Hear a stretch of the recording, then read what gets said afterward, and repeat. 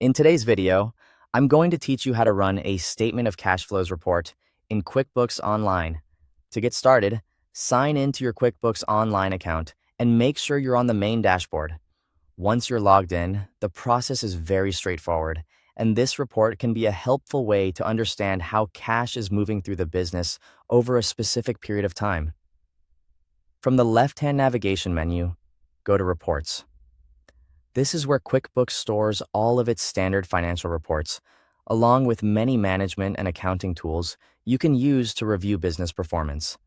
Once you're in the Reports section, use the search bar to look for Statement of Cash Flows. As you type, QuickBooks should begin suggesting matching reports. When you see Statement of Cash Flows in the results, click on it to open the report. After the report loads, the next step is to choose the report period. This is important because the date range controls the cash activity that appears in the report. Depending on what you need, you can select a standard period like this month, last month, this quarter, or a custom date range. Choosing the correct period helps ensure the report reflects the exact time frame you want to analyze. If needed, you can also use the display columns by option. This is optional, but it can make the report easier to read depending on how you want to view the information. For example, changing the column display may help you compare activity by month or by another available time breakdown. You can also click Customize if you want to adjust the report further. This optional section allows you to refine how the report appears and what details are included.